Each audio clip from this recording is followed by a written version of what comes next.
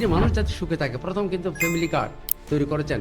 আমি এই দেশকে পরিবর্তন করব, আই হ্যাভ এ প্ল্যান, আমার একটা পরিকল্পনা আছে এবং নতুনভাবে এই ধারা তৈরি করব। আমি গৃহবধূরা যারা থাকবে তাদেরকে শ্রমের মর্যাদা দিচ্ছেন তিনি। একজন রাষ্ট্রনায়ক কীভাবে চলে আমরা অতীতে কীভাবে দেখেছি, গাড়ির বহর দেখেছি, ওনাতে গাড়ির বহর নিচ্ছেন না। অর্থাৎ 4টা গ্রন্থের কিন্তু আমি ভূমিকা লিখেছি। বিএনপি জাতীয়তাবাদী শক্তি, লন্ডনের যারা ছাপিয়েছে তারা। দর্শক, স্বাগত জানাই আজকে আমাদের অনুষ্ঠানে আজকে যুক্ত আছেন একজন জাতীয়তাবাদী রাজনীতিবিদ এবং ঢাকা বিশ্ববিদ্যালয়ের অধ্যাপক ডক্টর সুকমল বড়ুয়া। আজকে আমরা তার কাছ থেকে তার জীবনের গল্প শুনবো এবং বাংলাদেশের রাজনীতির নানা গল্প শুনবো। স্যার, আপনাকে স্বাগত জানাচ্ছি আমাদের অনুষ্ঠানে। আমি তোমাকেও স্বাগত জানাই। আমি তুমি বললাম, জি জি, অবশ্যই বয়স স্যার। তো অনেক কম। তোমাকে স্বাগত জানাচ্ছি আজকে আমাকে স্টুডিওতে ডাকার জন্য। তো আমি কি সম্পর্কে বলবো? স্যার, আজকে আমরা স্যার আপনার কাছে শুনতে চাবো আপনার অভিজ্ঞতা বর্তমান রাজনীতিতে। স্যার, আপনাদের কি ভূমিকা আছে এবং ভবিষ্যতের রাজনীতিতে আপনার পরামর্শগুলো আমরা জানবো। স্যার, প্রথমেই জানতে চাই স্যার, আপনার জীবনের শুরুটা আসলে রাজনীতিতে কখন যুক্ত হলেন? রাজনীতিতে আমি প্রথমে সেভাবে আসিনি। আমাদের সময় রাজনীতিও সেরকম সরব ছিল না। আমরা যখন ছাত্র অবস্থায় ছিলাম, এটা রাজনীতির একটি আদর্শিক রাজনীতি ছিল।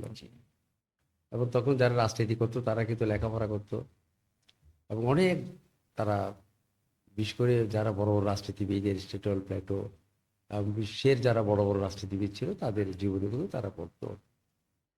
তখন বিশেষ করে বামপন্থী রাজনীতির ধারাটা বেশি ছিল। তো আমরা সেই সময় বড় হয়েছি এবং আমি রাজনীতিতে এসেছি অনেক পরে। একটি আদর্শকে ধারণ করে আমি এসেছিলাম। আসলে প্রথম তো আমরা 1971-এর পরে এবং 71-এর আগে তো সেরকম কোনো জাতীয়তাবাদী অর্থাৎ বিএনপির কোনো জন্ম হয়নি। আমরা যেটি সত্য সেটাই বলা উচিত। জি জি জি স্যার। আমরা সেই সময় যে বাংলাদেশ আওয়ামী লীগ বা বাংলাদেশের স্বাধীনতার জন্য যারা কাজ করেছেন, সেই সময় কিন্তু আমরা ছাত্র অবস্থায় তাদের সঙ্গে মিশে গেছিলাম। আমার স্কুল জীবন আমি সেখানে তাদের সঙ্গে যখন ঢাকা থেকে বড় বড় ছাত্র নেতারা যখন যেত, আমি তো মফস্বলে ছিলাম। আমরা তো মফস্বলে সেভাবে তাদেরকে দেখার জন্য আমরা কিন্তু ছুটে যেতাম। তাদেরকে দেখলে ভালো লাগতো, কারণ তাদের মধ্যে এটা দেখেছি, এটা পরিচ্ছন্ন রাজনীতির এটা একটা অবয়ব আমরা দেখেছিলাম। তো সেই সময় এরপরে স্বাধীনতা, 1971 স্বাধীনতা যুদ্ধের সময় আমি সবেমাত্র কলেজে ভর্তি হয়েছি। 1971, তখন তো তরুণ যুবক। তো সেই সময় আমি দেখেছি, এর পরবর্তীতে আমি স্বাধীনতার সপক্ষের একজন রাষ্ট্রনায়ককে আমি দেখেছি। তো সেদিন আমরা খালকাটা আমাদের কর্মসূচি দেখেছি। তো কলকাতা কর্মসূচিতে আমরা সেখানে গিয়েছিলাম। তো কালকাটা কর্মসূচি দেখার পরে একজন সেনা, একজন সৈনিক, একজন ঊর্ধ্বতন কর্মকর্তা, যিনি পরবর্তী রাষ্ট্রপতি হয়েছেন, তিনি সেনা শিবির থেকে বের হয়ে কীভাবে গ্রাম বাংলার গ্রামীণ মানুষের সঙ্গে কীভাবে মিশে গেলেন এবং গ্রামীণ মানুষের যে ক্ষেত খামারের তাদের শ্রমের মর্যাদা তিনি দিয়েছিলেন প্রথম, এবং খালকাটা যে তার জন্য প্রধান এবং তিনি গ্রামের মানুষদেরকে, কৃষকদেরকে স্বাবলম্বী করার জন্য যে স্বপ্ন দেখেছিলেন, স্বপ্নের বীজ, সেই বীজের সঙ্গে কিন্তু আমরা একত্রিত হয়েছিলাম। আমরা দেখতে গেলাম নোয়াখাল, আমাদের গ্রামের পাশে। আমি সাতকারিয়া, বৃহত্তর জনপদের, আমরা তো প্রান্তিক জনগোষ্ঠী। তো সেখানে আমরা গিয়েছিলাম যে একজন সেনা প্রধান আসবেন এবং রাষ্ট্রনায়ক আসবেন, তিনি খাল কাটবেন শুনলাম আমরা সবাই। তখন সাঙ্গু ভ্যালি, আমাদের সাঙ্গু নদী এই পারে আমরা সাতকানিয়া। তো সেখানকার সেই দৃশ্য দেখে, ওনার আগমন দেখে, আমি আগমন শুনে আমরা সেখানে দেখতে গেলাম। তখন তো ওনার সঙ্গে আমার পরিচয় ছিল না। দেখলাম উনি গেঞ্জি গায়ে, এই যেমন সাধারণ মানুষের মতো একদম মিশে তিনি একবারে কর্দমাক্ত, মানে অথবা কাদার সঙ্গে মিশে গেছেন। এটা দেখে আমি তো অনুপ্রাণিত হলাম যে একজন সাধারণ জীবনের সঙ্গে যে একজন সেনা বাহিনীর প্রধান ছিলেন, রাষ্ট্রনায়ক, রাষ্ট্রপ্রধান, তিনি যেভাবে মিশতে পারেন, তখন আমি অনুপ্রাণিত হলাম, কারণ তারুণ্যের তখন একটা আমার মধ্যে চেতনা তৈরি হলো। এ থেকেই আমি জাতীয়তাবাদী শক্তির প্রতি আমি আমি ধীরে ধীরে যুক্ত হওয়া। প্রথম তো সেভাবে যুক্ত হয়নি, অর্থাৎ আমার চেতনাটা যুক্ত হয়েছে, স্যার স্বপ্নটা হ্যাঁ যুক্ত হয়েছে। স্যার, আনুষ্ঠানিকভাবে স্যার কবে যুক্ত হলেন? আমি যুক্ত হলাম উনি যখন 1978-এ তো আমাদের জাতীয়তাবাদী শক্তির জয় হলো। আসার পরে আমাদের একজন বৌদ্ধ ভিক্ষু, উনি যখন আরকান রোড দিয়ে যখন যাচ্ছিলেন, তখন আমাদের বৌদ্ধ ভিক্ষু উনাকে ধরলেন একটা ব্যানার দিয়ে। তো সেদিন ব্যানার দেখেই, বৌদ্ধ ভিক্ষু দেখে, তিনি সেই রকম বৌদ্ধ ভিক্ষু আর দেখেননি, কারণ তার জীবন কেটেছে সেনা ছাউনিতে। ছাউনিতে উনি তো সাধারণ জীবনগুলো দেখার কোনো সুযোগ হয়নি। তো দেখলাম যে উনি আমাদের একজন বৌদ্ধ ভিক্ষু দাঁড়ালেন এবং বললেন যে আমি আপনার সঙ্গে দেখা করতে চাই। তো উনি চলে যাচ্ছিলেন আরকান রোড দিয়ে, উনি যাচ্ছিলেন কক্সবাজার রোড দিয়ে, অর্থাৎ তার চট্টগ্রাম শহর থেকে চলে যাচ্ছিলেন। তো সেদিন উনি এই বৌদ্ধ ভিক্ষুর সঙ্গে কথা বললেন। কথা বলার পরে বলেন যে আপনি বিকেলে সার্কিট রোজে আসবেন। সার্কিট রোজে আসার জন্য ওনাকে আমন্ত্রণ জানালেন বৌদ্ধ ভিক্ষু এবং কিছু আমাদের বৌদ্ধ শ্রমণ, যারা বৌদ্ধ ভিক্ষু, যারা ধর্মযাজক, ভিক্ষু শ্রমণ, তাদেরকে উনি প্রাধান্য দিলেন। এবং দেখার পরে সেদিন সন্ধ্যায় উনি দেবপাহাড়, আজকে আন্তর্জাতিক বৌদ্ধ বিহার হয়েছে চট্টগ্রামের, চট্টগ্রাম কলেজের সামনে একটা বিহার ছিল। আগে পুরানো একটা বিহার ছিল, পরবর্তীতে সেটা সরকার নিয়ে গেছিল। এটাকে পুনরুদ্ধার করার জন্য ওই বৌদ্ধ ভিক্ষু ওনার কাছে আবেদন জানালেন। তখন তিনি সঙ্গে সঙ্গে কিন্তু অর্ডার দিয়ে, কীরকম মনোভাব, অসাম্প্রদায়িক মনোভাব, এই অসাম্প্রদায়িক মনোভাব দেখে, অর্থাৎ জাতি ধর্ম বর্ণের প্রতি যে তার সহানুভূতি, এটা দেখার পর আমি আরও বেশি অনুপ্রাণিত হলাম। এরপরে 1981 আসলো, এরপর 80 আসলো, ওনাকে দেখলাম।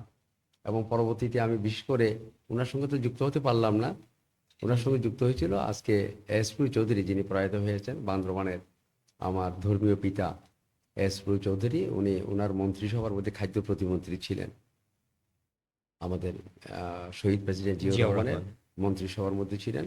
তো ওনার সঙ্গে আমি মাঝে মাঝে ওখানে দেখা হয়েছে, মাঝে মাঝে আমি সচিবালয়ে আসতাম মাঝে মাঝে, সেই সময় ওনার সঙ্গে আমার দেখা হলো।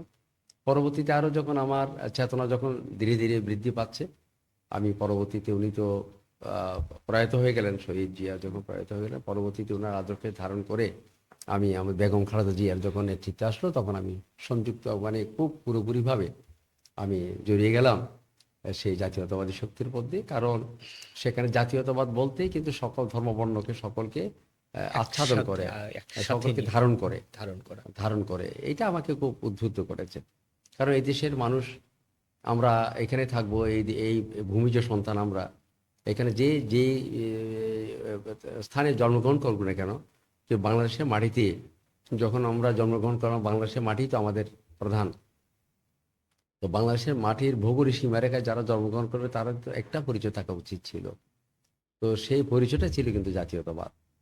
অর্থাৎ এখানে কাউকে কিন্তু পিছিয়ে রাখেনি, কাউকে বাদ দেননি, এবং কাউকে এখানে বৈষম্য রাখার জন্য অধিকার, তাদের নানা দিক থেকে তাদের যে মৌলিক অধিকারগুলো থাকে, সেগুলো অধিকারগুলো এখানে প্রতিষ্ঠিত হয় জাতীয়তাবাদী শক্তির মধ্যেই, চেতনার মধ্যেই। সেই জন্য, অর্থাৎ এখানে পূর্ব পশ্চিম উত্তর দক্ষিণ ভূখণ্ডের মধ্যে যারা বসবাস করবে, তারা সকলেই কিন্তু সম অধিকার পাবে, সমমর্যাদা পাবে, সম্মান পাবে। এবং জাতীয়তাবাদী শক্তি এটাকে ধারণ করে, আচ্ছাদন করে। এটাতে বেশি আমার ভালো লেগেছে যে কারণ আমরা বৌদ্ধ হলেই কিন্তু আমরা এখানে বিভিন্ন আমাদের সাংস্কৃতিক, আমাদের হয়তো ভাষার মধ্যে কিছুটা বৈচিত্র্য থাকতে পারে, কিন্তু আমরা বাংলাদেশের মানুষ হিসাবে আমরা তো এক এবং অভিন্ন। এই অভিন্ন পরিচয়, এক পরিচয়, ঐক্যের পরিচয় এবং বৈষম্যহীন পরিচয়, জাতীয়তাবাদ, এটাকে আমাকে বিশেষ করে ভিতরে আমাকে চেতনা তৈরি করেছে। যার ফলে আমি আরও বেশি বেগবান হয়ে এই দলের প্রতি আমি নিবেদিত হলাম। তখন আমার বয়সও কম, এবং আমাদের ম্যাডাম আজকে নেই, তাকে আমি স্মরণ করছি গভীরভাবে শ্রদ্ধার সাথে। কারণ তিনি আমাকে যেভাবে তিনি কাছে টেনেছিলেন, তিনিও নতুন আসছেন। আমি প্রথম ওনাকে আন্তর্জাতিক বৌদ্ধ বিহার যে আজকে তৈরি হয়েছে, প্রগতিসরণীর পাশে মেরুর বাড্ডার পাশে, সেখানে প্রথম আমি উনাকে এনে, তখন তো সেরকম ছিল না রাস্তা, অর্থাৎ রাজুকের তখন অধীনে ছিল, ধুধু বালি ছিল। আজকে আন্তর্জাতিক বৌদ্ধবিহার এই যে মানে রাজধানীর এই যে বিশেষ করে বাড্ডা এরিয়া, দক্ষিণ এবং উত্তর, তো সেখানে এনে আমি আন্তর্জাতিক বৌদ্ধবিহারের জন্য ওনাকে প্রথম আনলাম। প্রথম মন্ত্রী পরিষদ যখন গঠন হলো, এবং আরেকটা জিনিস আমি স্মরণীয় আজকের জি, এখানে জি, এসে, অবশ্যই। যে আজকে যে বিভিন্ন যে প্রধান ধর্মীয় উৎসবগুলো হচ্ছে রাষ্ট্রীয়ভাবে, সেটা কিন্তু প্রধান ধারণ করেছেন কিন্তু আমাদের বেগম বেগম খালেদা জিয়া। খালেদা জিয়া। উনি প্রথম আসার পরে ওনার সঙ্গে আমি সুগন্ধাতে আজকে যে foreign centre, foreign foreign training cadre centre, foreign service cadre centre service centre, যেটা যমুনার পাশে, পাশেই। সেখানে প্রথম ওনার সঙ্গে আমি দেখা করলাম। আমাদের কিছু বৌদ্ধ সম্প্রদায়ের বৌদ্ধ ভিক্ষু এবং কিছু প্রবীণ আমাদের সুধীজনকে নিয়ে ওনার সঙ্গে প্রথম আমার সাক্ষাৎ, সৌজন্য সাক্ষাতের ব্যবস্থা করলো। আজকে যে স্বরাষ্ট্রমন্ত্রী যিনি সালাউদ্দিন। সালাউদ্দিন, তখন তো এপি ছিলেন তোরা, এবং সেখানে প্রথম আমি আজকে আরেকজনকে স্মরণ করতে চাই, ওনারে মানে বেগম খালেদা জিয়ার আত্মীয় সেদিন ছিল ওই যে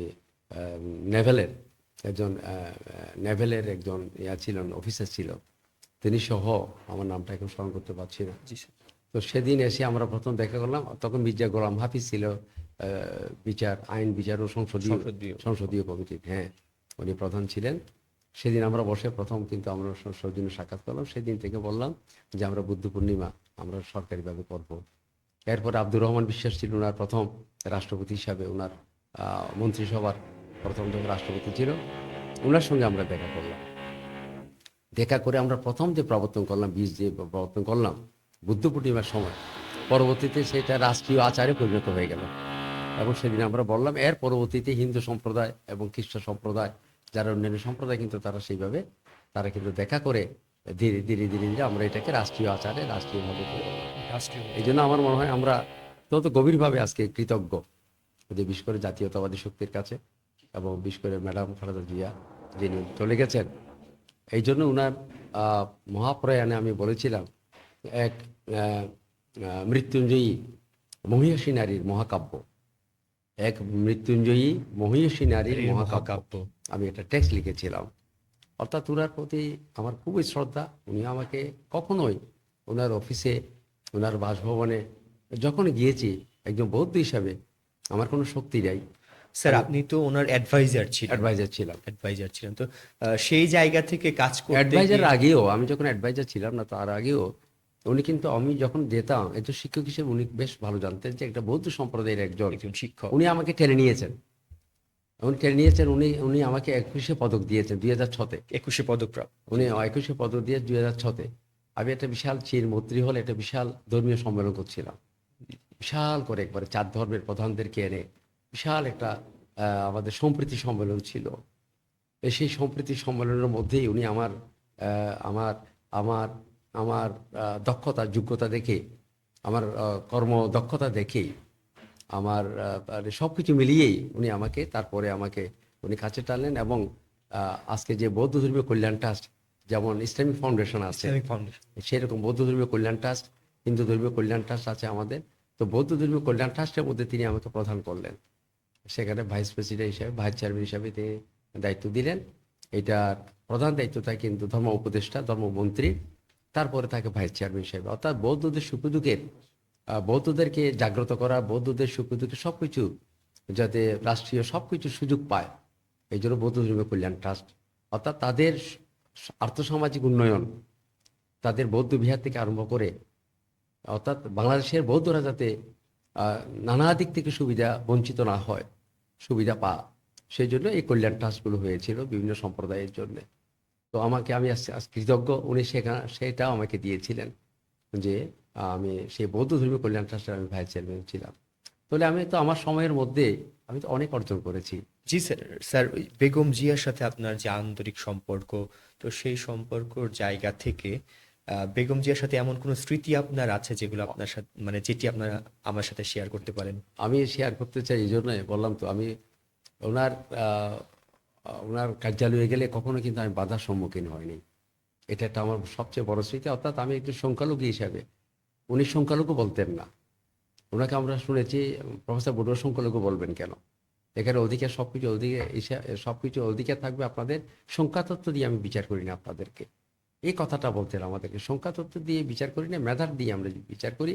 এবং জাতীয়তাবাদ সেটাকে ধারণ করে এই দেশে যারা জন্মগ্রহণ করেছে তারাই সবাই সমান মর্যাদা পাবে, সম অধিকার পাবে। অর্থাৎ আমাদেরকে সেই আশ্বাস দিয়ে আমাদেরকে তিনি খুবই, আমরা যাতে স্যার মানে সবাই, হতাশাগ্রস্ত না জি জি হই জি, সেরকম তিনি সবসময় আমাদেরকে মানে আশা আকাঙ্ক্ষার মধ্যে তিনি রাখতেন, এবং তার থেকে সেরকম আমি সুযোগও পেয়েছিলাম। এটা একটা বড় স্মরণীয় দিন।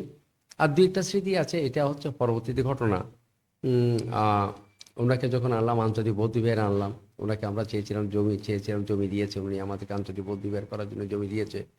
এবং উনি আহ, যখন পরবর্তীতে আমার দুইটা স্মৃতি মনে পড়ে।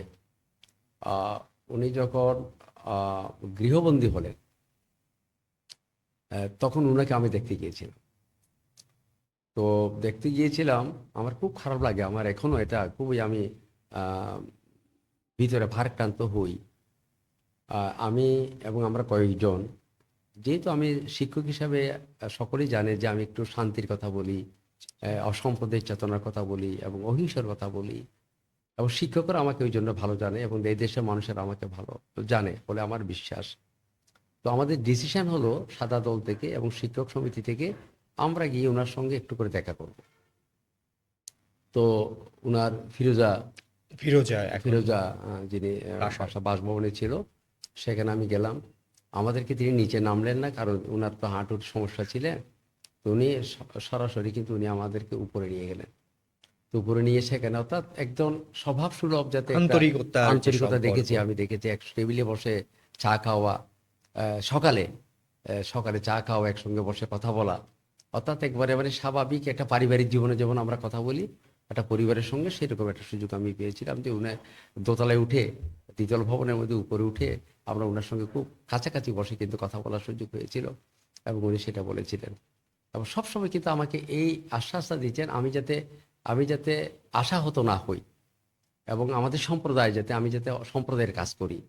অর্থাৎ বাংলাদেশের বৌদ্ধ সম্প্রদায় এবং নানা আদি জাতিগোষ্ঠী যারা আছে এদের পক্ষে থেকে আপনি যেটা কাজ করি, এদের সুখ দুঃখের যেন আমি সাথী হয়ে থাকি। আজকে সেইটা দিয়েই কিন্তু আমি উঠে এসেছি। এবং সেইখানে 2012-তে যে ঘটনাটা ঘটলো, রামুর রামুর রামুর যে মানে খুবই কলঙ্কজনক অধ্যায় তৈরি হয়েছিল, রামুর ট্রেজেডি, রামুর ট্রেজেডির কিন্তু সেখানে নেতৃত্ব দেওয়ার জন্য তিনি আমাকে পাঠালেন।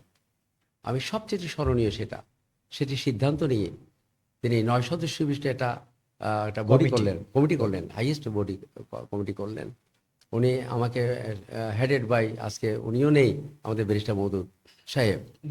মধুর সাহেব ওনাকে রাখলেন, জমিরুদ্দিন সরকারকে রাখলেন, ডক্টর মঈন খান থাকলেন, এবং আজকে জামির খসরু মাহমুদ চৌধুরী যিনি অর্থ মন্ত্রী হলেন, তখন বাণিজ্যমন্ত্রী, ওনাকে রাখলেন। এবং আজকে যে স্বরাষ্ট্রমন্ত্রী হলেন সালাউদ্দিন আহমেদ ছিলেন, এবং গৌতম চক্রবর্তী, উনি নেই, গৌতম চক্রবর্তীকে রাখলেন। এবং আমাদের কক্সবাজারের যিনি এমপি ছিলেন, আমাদের লুৎফর রহমান কাজল, এরা অন্যভাবে ছিল। আমরা কিন্তু 9 সদস্য একটা কমিটি করে আমাকে সেখানে সদস্য সচিব করেছিল।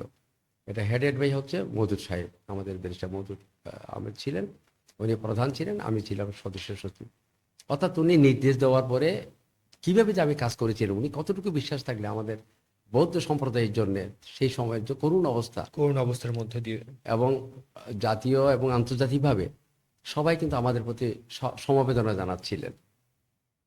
এবং এমন একটা কলঙ্কজনক অধ্যায় তৈরি হলো, সেই সময়ের মধ্যে কিন্তু উনি আমাকে কাছে টানলেন এবং বৌদ্ধদেরকে শান্তি করার জন্য, বৌদ্ধদের নিরাপদে থাকার জন্য, বৌদ্ধদের সুখের সমবেদনা জানানোর জন্য তিনি আমাকে একটা অ্যাম্বাসেডার হিসাবে, অর্থাৎ আমি যাতে শান্তির দূতের কাজ করতে পারি, শান্তির একটা বার্তা বহন করতে পারি, উনি সেই দায়িত্বটা দিয়েছিলেন। আজকে আমি স্মরণ করছি এই জন্যই। পরবর্তীতে উনাকে কিন্তু সেখানে নিয়েছিলাম, এবং রামুতে নিয়েছিলাম, এবং উখিয়াতে জনপদে, দুইটা স্থানে নিয়ে বৌদ্ধদেরকে শান্তি থাকার জন্য, বৌদ্ধদের কাছে থাকার জন্য, বৌদ্ধদের হৃদয়ের মধ্যে উনি আছেন এই বিষয়টা জানানোর জন্য ওনাকে আমরা সেখানে নিয়েছিলাম। বিপুল জনসভা, তখন তো উনি ক্ষমতায় ছিলেন না, কিন্তু ক্ষমতা না থেকেও থাকার পরও উনি যেভাবে সেখানে যাওয়াতে মানুষের যে স্বতঃস্ফূর্ত মানুষের অংশগ্রহণ, অর্থাৎ ঢাকা থেকে যাওয়ার পথে মানুষের রাস্তার হাজার দুই হাজার পারে মানুষের যে রাস্তার রাস্তা পেয়েছে।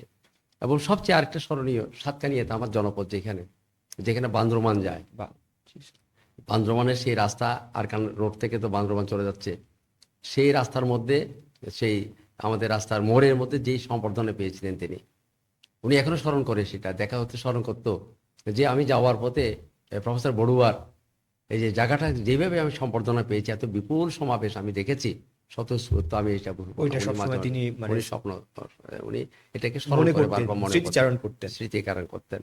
অর্থাৎ ওনার এত স্মৃতিশক্তি ছিল, সবকিছু উনি মনে রাখতে পারতেন। আমি দেখা হলে বলছে, হ্যাঁ প্রফেসর বড়ুয়া আপনার ওইটা আমার এখনো মনে আছে, এই কথাটা বলতেন। অর্থাৎ আমরা যে ওনাকে মানে সেখানে স্বাগত জানিয়েছিলাম আমরা সেদিন যাওয়ার পথে।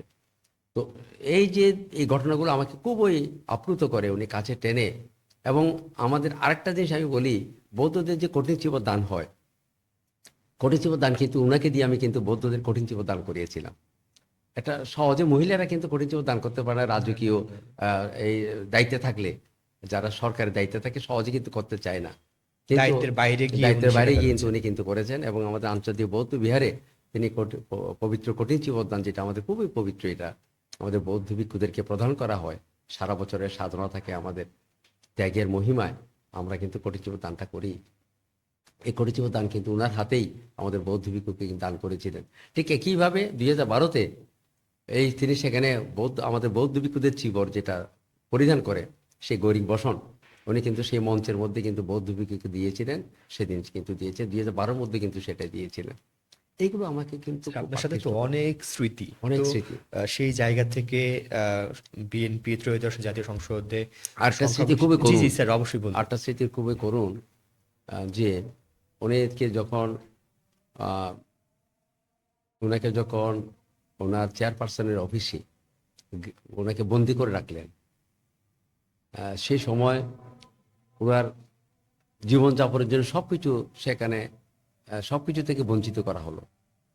সেখানে লাইট ছিল না, ইলেকট্রিসিটি ছিল না, গ্যাস ছিল না।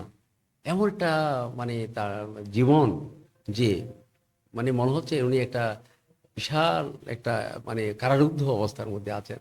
সামনে ছিল বালির ট্রাক, আমরা বালির দেখেছি, ট্রাক, জি সবাই স্যার। দেখেছিল বালির ট্রাক। কেউ প্রবেশ করতে পারে না সেখানে, কেউ যেতে পারছে না। অর্থাৎ বাংলাদেশের জনগণ থেকে তিনি সম্পূর্ণভাবে বিচ্ছিন্ন। সুখীদের জন্য কেউ নেই, ওনাকে দেখতেও যেতে পারে না। সেখানে যারা ছিল, কারাবন্দী হিসেবে যারা ছিল ওই একদম চেয়ারপারসন অফিসে, গৃহবন্দী, জি, গৃহবন্দী, সেখানে থাকা আজকে আমি অবস্থায় স্মরণ করতে চাই, আমাদের নজরুল ইসলাম খান ছিল, নজরুল ইসলাম খান। এবং সেলিমা রহমান ছিল, আমি দেখেছি তাদেরকে। শিমুল বিশ্বাস ছিল সেখানে, আমি দেখেছি তাদেরকে। খুবই তারা মানবতর জীবন, অর্থাৎ রসদ সেখানে, আলু আর তাদের চাউল আছে, ওই টাইমে কি মানে তারা একসাথেই একসাথে থাকতেন? সেখানে ছিল। আমাদের বেগম খালেদা জিয়া, তিনি ছিলেন এক পাশে, তিনি যেখানে অফিসে বসতেন সেখানে ছিলেন, তিনি সেখানে ঘুমোতেন। যেখানে তিনি অফিস করতেন, তার অফিসে ছিল সেখানে ঘুমানোর জায়গা। আর যেখানে বিদেশিদের জন্য তিনি সাক্ষাতের ব্যবস্থা করতেন, সেটা ছিল কেউ যদি যায় ওখানে এসে তিনি দেখা করতেন। তো এমন সৌভাগ্য আমার, এমন দুর্ভাগ্য আমার, আমি এখনো বলে সেটা কিন্তু আমি খুবই ভারাক্রান্ত হয়ে যায়, আমার চোখে পানি আসে। পরবর্তীতে আমাদের সিদ্ধান্ত হলো যে প্রফেসর এমাজউদ্দিন আজকে নাই, এই মাজুদ্দিন উনি স্যার। জাতীয়তাবাদী শক্তির একটি আদর্শ স্তম্ভ, এবং ঢাকা বিশ্ববিদ্যালয়ের একজন সফল তিনি শিক্ষক। শিক্ষক ছিলেন, এবং তিনি রাজনীতিবিদ, রাষ্ট্রবিজ্ঞানী ছিলেন, এবং ভাইস চ্যান্সেলর ছিলেন, উপাচার্য ছিলেন। আমাদের সিদ্ধান্ত হলো সাদা দল থেকে এবং বিশ্ববিদ্যালয়ের শিক্ষক এবং পেশাজীবীদের থেকে, আমরা যে একটা পেশাজীবী সংগঠন আছে সেখান থেকে আমাদের সিদ্ধান্ত হলো প্রফেসর এমাজউদ্দিন সাহেব তার যাবে, আর আমি, কারণ দীর্ঘদিন থেকে তিনি কারোর সঙ্গে দেখা করতে পারছে না। করতে পারছে উনি কিভাবে আছে নাই, কোন একদম পরিচয় আছে বন্ধ। নাই, উনি হ্যাঁ কিভাবে আছেন এটাকে দেখার জন্যে, উনার পাশে একটু থাকার জন্যে, ওনাকে দেশ দেখে সাপোর্ট দেওয়ার জন্য বা সাপোর্ট দেওয়ার জন্য, মানসিকভাবে একটু মানসিকভাবে চাঙ্গা এটা, করার জন্য। মানসিকভাবে একটু কারণ সান্ত্বনা দেওয়ার আপনারা তো জন্য মানে সবসময় একসাথেই থাকতেন একসাথে বা ছিলাম। উনি কিভাবে আছে সেটা দেখার জন্য এবং সান্ত্বনা দেওয়ার জন্য নির্ধারণ করো, যেহেতু আমি একটি অসাম্প্রদায়িক শান্তিবাদী মানুষ, অত আইন শান্তির শৃঙ্খলা বার্তা বাহিনী নিয়েই যাবেন। শান্তি বার্তা নিয়ে যাবো, আইন শৃঙ্খলা বাহিনী হয়তো আমাকে তেমন বাধা দেবে না। আর সিদ্ধান্ত হলো, যেহেতু আমি শান্তির কথা বলি, কোমল, এবং আমি সবাইকে ভালোবাসি, তো যা এবং সেই আপনার সেই গ্রহণযোগ্যতাও গ্রহণযোগ্যতা হয়তো থাকতে সর্বমহলে পারে, আছে। গ্রহণযোগ্যতা থাকতে পারে। এবং সেখানে যারা যারা আইন দায়িত্বে শৃঙ্খলা আছে। বাহিনী যারা আছে তাদের কাছে, এবং সেখানে তো সবকিছু নিয়ন্ত্রণে কিন্তু তখনকার দিনের যারা আইন শৃঙ্খলা বাহিনী ছিল অত্যন্ত কঠিন কঠোর অবস্থায় ছিল। অত মনে করলো যে তাদেরকে দিলে, যেহেতু রাষ্ট্রবিজ্ঞানী আমাদের প্রফেসর এমাজউদ্দিন অত্যন্ত ভালো মানুষ, সম্মানিত মানুষ, সম্মানিত মানুষ, সর্বমহলে সাদাসিধে মানুষ, গ্রহণযোগ্যতা সর্বমহলে ওনার আছে। গ্রহণযোগ্যতা আছে, সেই দিক থেকে উনি, আর আমাদের পক্ষ থেকে আমি, যে বলছে দুইজন যদি যায় হয়তো ওই দিন তেমন কি স্যার করা দেখা করে, হয়েছিল? ওই যে বলছি। তো আমরা সেখানে গেলাম, আমরা একটা বৃষ্টি মুখর সন্ধ্যা, এই বিকাল হয়ে গেল, সন্ধ্যা হয়ে গেল, বৃষ্টি পড়ছিল সেদিন, গুড়ি গুড়ি বৃষ্টি ছিল। আমরা সেখানে গেলাম, যাওয়ার পরে অসম্ভব কঠোর নিয়ম কানুন, কেউ দেখা করতে পারবে না, চারদিকে বালি, ট্রাক, এবং মানে আইন কোনো শৃঙ্খলা বাহিনী কাছে যাওয়ার জন্য কিন্তু মানুষ সাহস করে না, কারণ কাছে গেলে কিন্তু সে গ্রেপ্তারের সম্ভাবনা গ্রেপ্তার থাকে। হবে, কাছে গেলে কিন্তু গ্রেপ্তার হবে। মানে কি একটা নির্মম পরিস্থিতি ছিল, আমার সেটাই বেশি ভাবিয়ে তোলে। আমাদেরকে নির্ধারিত করলো, আমাদেরকে সিদ্ধান্ত দিলে এই জন্যে আমরা হয়তো গ্রেপ্তারের বাইরে থাকতে পারি, কারণ আমরা সকলের কাছে গ্রহণযোগ্যতা আছে, আর আমরা আমরা এমন কোনো অপরাধ করি নেই যে আমাদেরকে রাজনীতিভাবে কোনো, আমাদের কোনো সেরকম কিছু নাই। এই জন্য আমাদেরকে সিদ্ধান্ত নিয়ে আমাদের পাঠানো হলো যে হয়তো এই মানুষগুলো গেলে হয়তো গ্রেপ্তার হবে না, ওনারা হয়তো সেখানে প্রবেশ করে ম্যাডামকে দেখতে পারবে। তা আমরা সেখানে গিয়ে আমরা দাঁড়ালাম, কিন্তু কিছুতেই কিন্তু প্রবেশ করতে চাই না। আপনারা প্রবেশ করতে পারেন।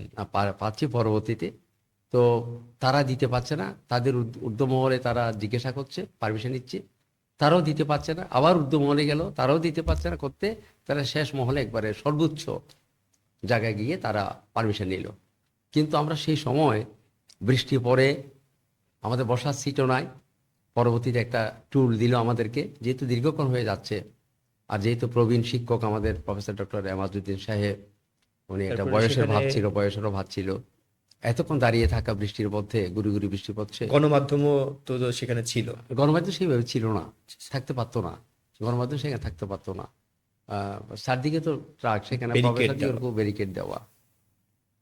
তা আমরা বসলাম, বসার পরে আমি যেহেতু একটু বয়স কম, আমি তো ধৈর্য ধারণ করতে পারি, অপেক্ষা করতে পারি, কিন্তু প্রফেসর এমাজউদ্দিনের জন্য আমার কিন্তু খুব মায়া হলো যে এতক্ষণ দাঁড়িয়ে থাকবে, কিছুতেই কিন্তু তারা পারমিশন পাচ্ছিল না।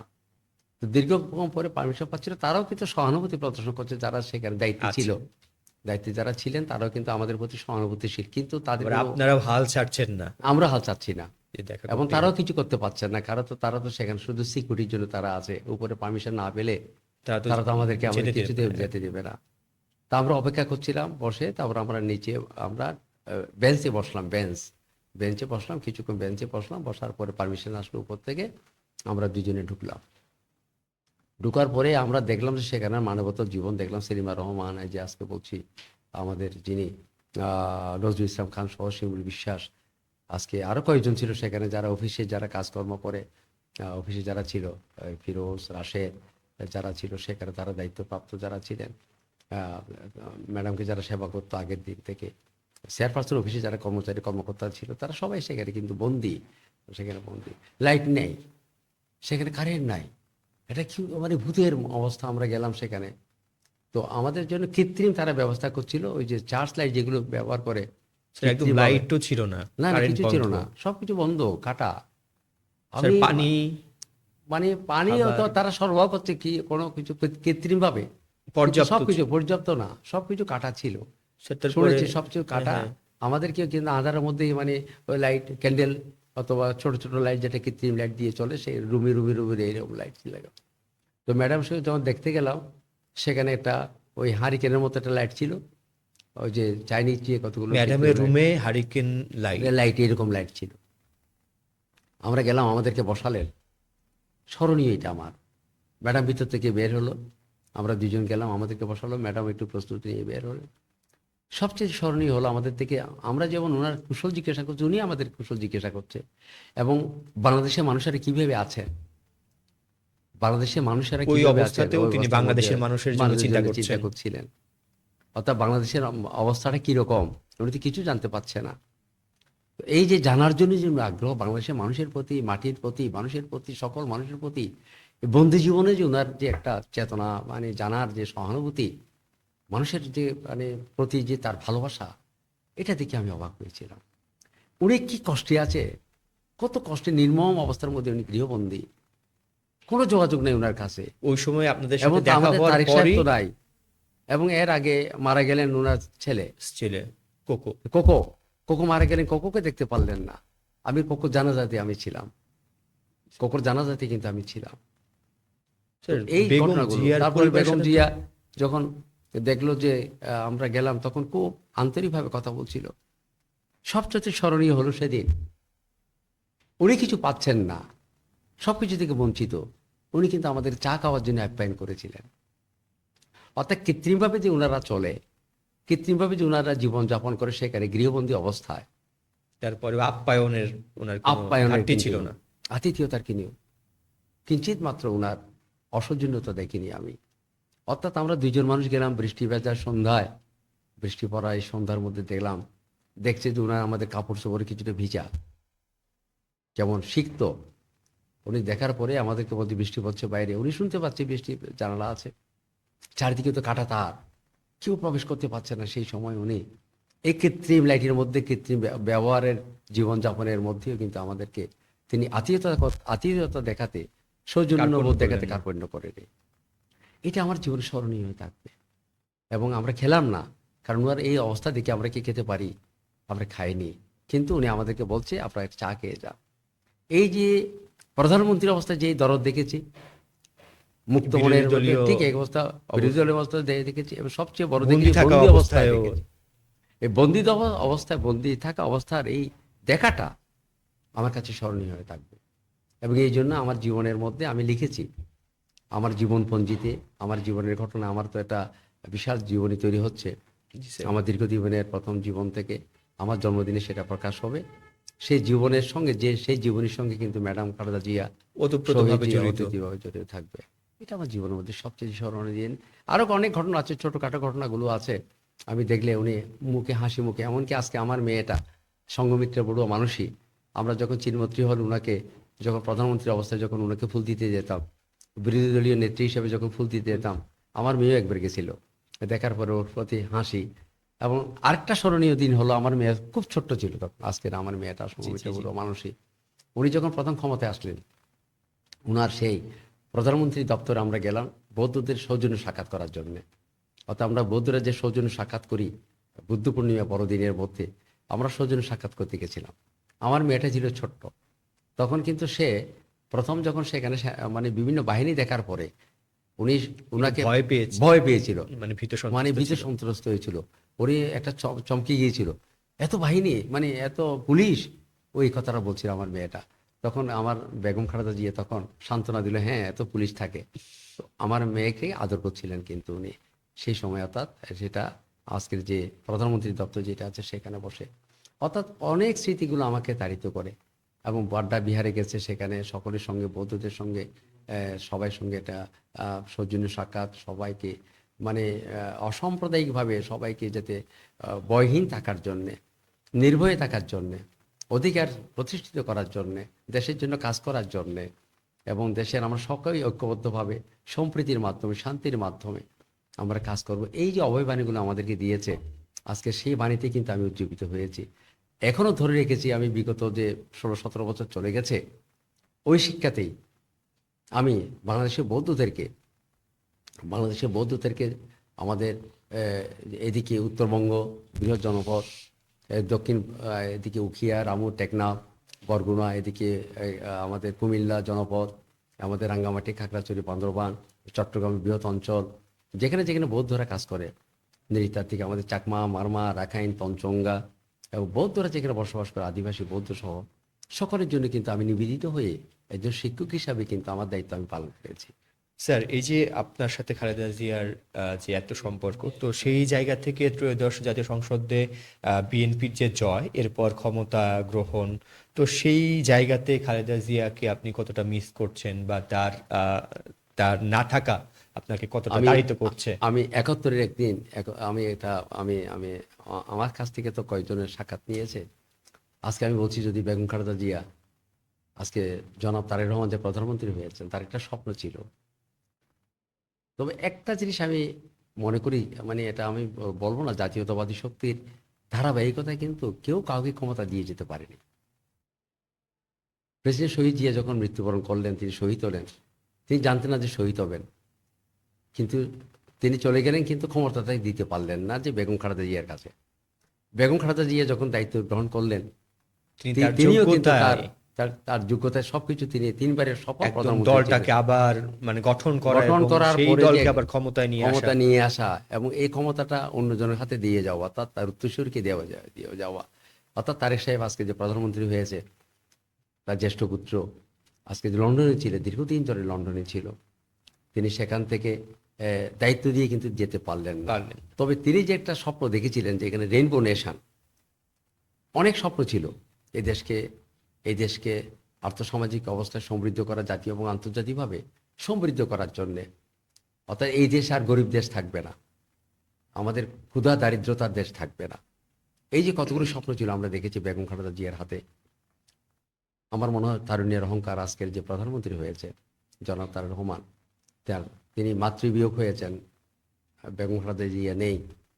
তার শোকসভাতে আমি ছিলাম, সেখানে গিয়েছিলাম, বিপুল জনসমাবেশ। এরকম শোকসভা বোধ আর হয়নি জীবনে। এবং বাংলাদেশ না, বিশ্বের মধ্যে এরকম শোকসভা হয়েছে কিনা, ক্ষমতা না থেকে, কোনো রাষ্ট্রপতি বা প্রধানমন্ত্রী না থেকে, বিশ্ববরেণ্য নেতা না হয়েও এরকম, মানে যারা আন্তর্জাতিকভাবে যাদেরকে বলা হচ্ছে বড় বড় নেতা, আমার মনে হয় তার চেয়েও বেশি বিপুল জনসমাবেশ, সম্মান পেয়েছে, শ্রদ্ধা পেয়েছে, গভীর শ্রদ্ধা ভালোবাসা পেয়েছে আমাদের বেগম খালেদা জিয়া।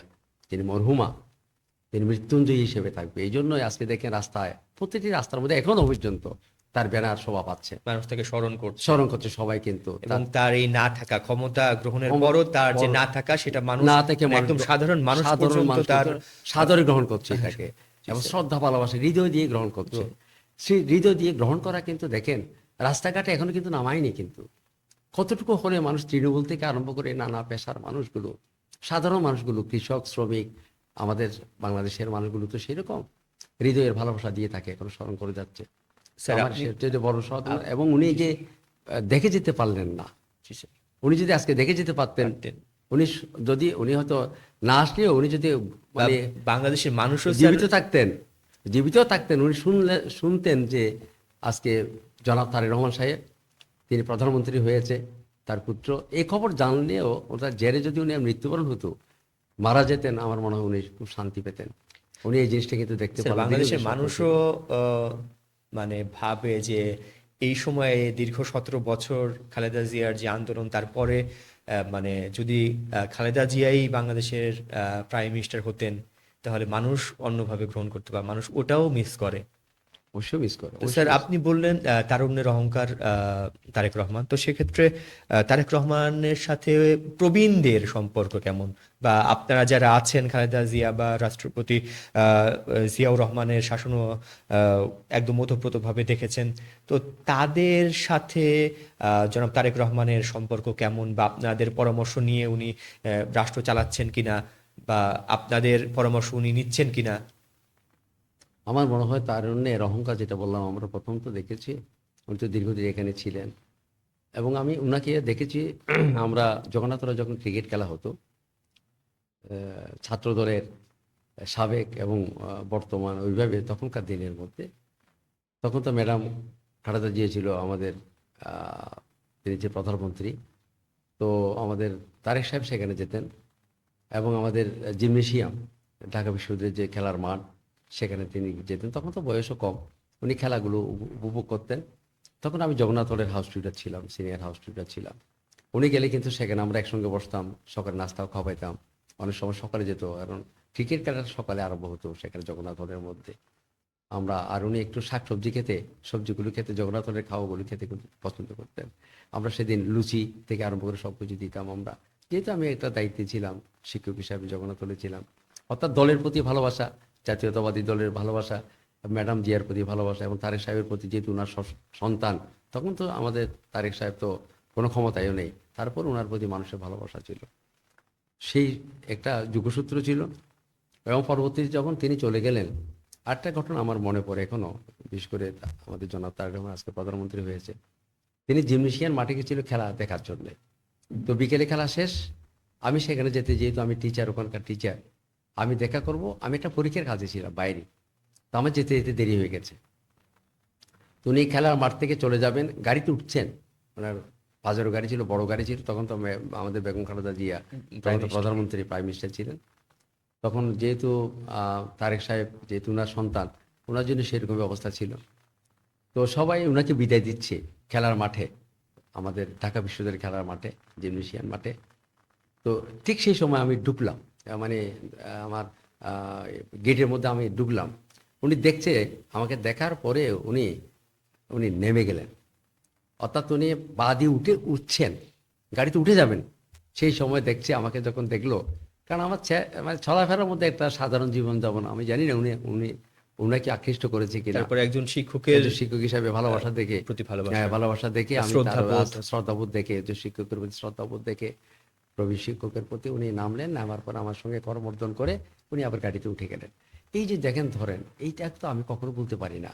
একজন জনাব তারেক সাহেব আজকে প্রধানমন্ত্রী হয়েছে, সেই স্মৃতিগুলো আমার জীবনের মধ্যে রয়ে গেল, এবং সেই স্মৃতি দিয়ে আমি চলছি ওই ধারাবাহিকতায়, ওই চেতনায়, এবং ওনার আদর্শিক জীবনে কিন্তু আমি বেশি কিন্তু খুবই পুলকিত, বিপুলভাবে আমি কিন্তু আজকে আমি খুবই আনন্দিত যে উনি সেই স্রোতধারার মধ্যে আজকে কিন্তু দায়িত্বটা নিয়েছেন। আমি দেখেছি ওনার মধ্যে একটা মমত্ববোধ আছে।